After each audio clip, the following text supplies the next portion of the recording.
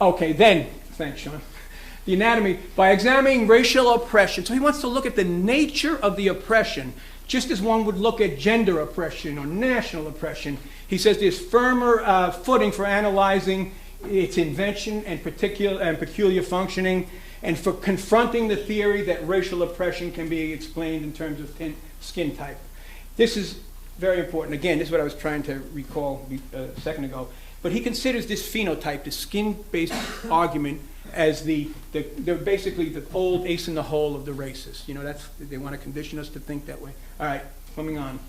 So in order to deal with this, in order to look at the nature of the racial oppression, he takes a bold step. People had hinted at it before, but nobody did it with this thoroughness. I don't think that Alan did. He looks in an Irish mirror. And he basically argues that if we look closely at Irish history in Ireland, it presents a case of racial oppression without reference to skin color or phenotype. And why? Because Irish and English, the oppressor English, basically the same color. Right? Go on.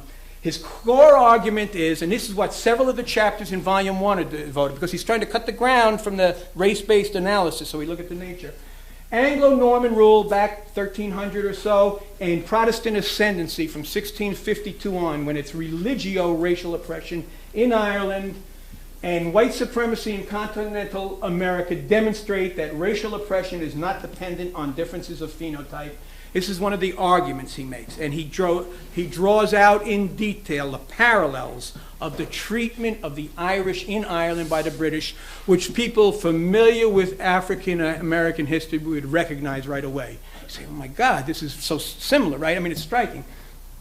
Specific examples of racial oppression that he talks on in the book, but the main ones he focuses on these two, but also American Indians in the 19th century he talks about, and we can talk later about why he focuses on that period.